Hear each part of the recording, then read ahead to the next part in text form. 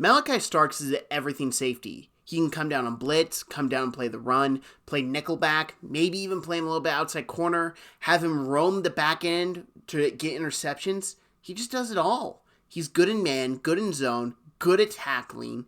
He is a perfect modern day safety, which is why I'm confused as to why a lot of people are saying NFL teams aren't as high on him. I see him fall to the second round.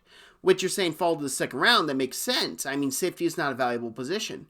Well, I'm here to disagree because I think safeties are one of the most undervalued positions because the impact they have on the defenses is astronomical when you have a good safety compared to an average one.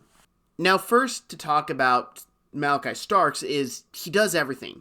He tackles well, he wraps up, he gets down low center, good pad level, does all that great, has good football IQ with his natural athleticism to break on the ball, to read quarterback's eyes, to get to break up a play. He has great range across the entire field. He has good body control. If that ball's in the air, it's a 50-50 ball. He has a chance to come down with it as well as the wide receiver does.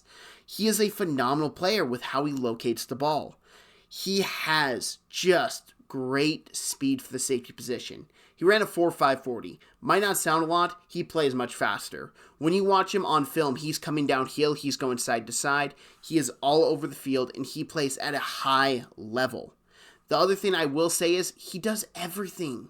You can put him at a nickel back and have him drop back and play zone. You can put him man-to-man coverage on a slot wide receiver. Or you can maybe even put him on the outside and cover an X, a Z. Do whatever you want with him. He's so talented, he can do it all. And those guys just don't come around often.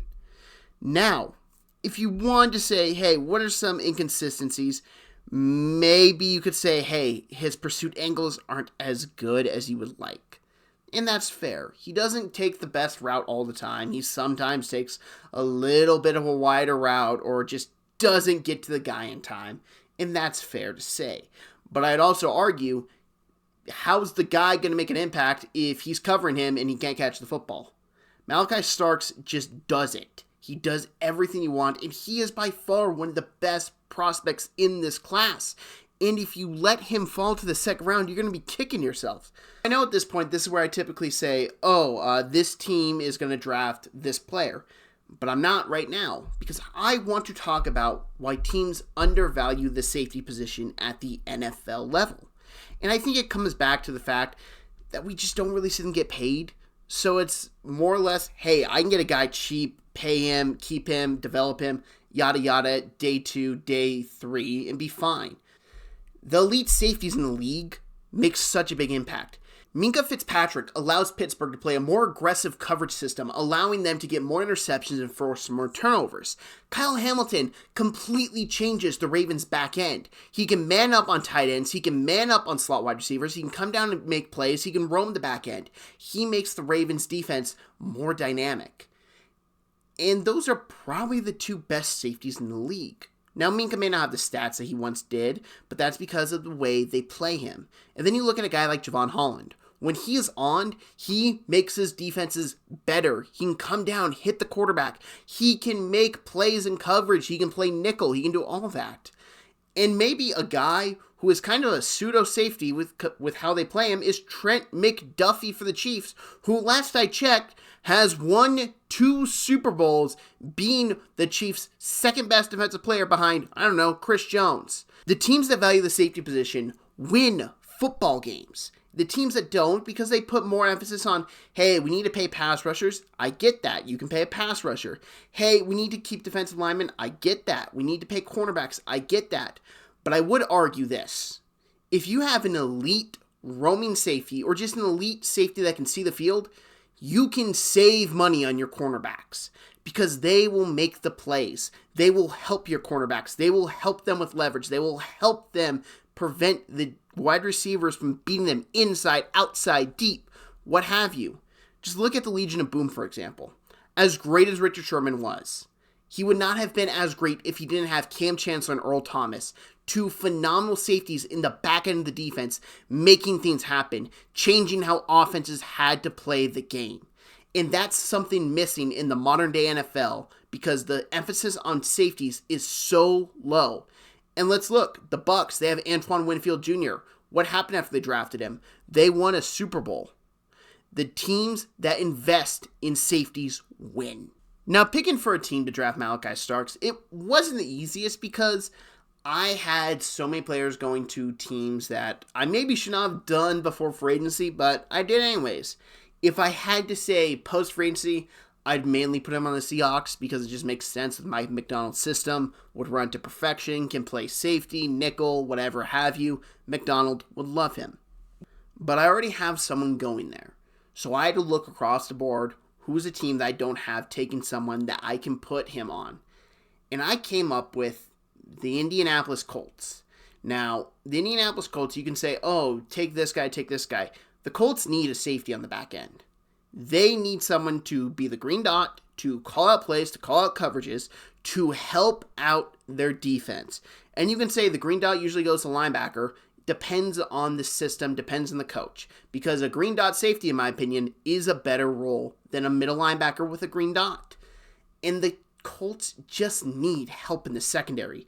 They need a nickel. They need a safety.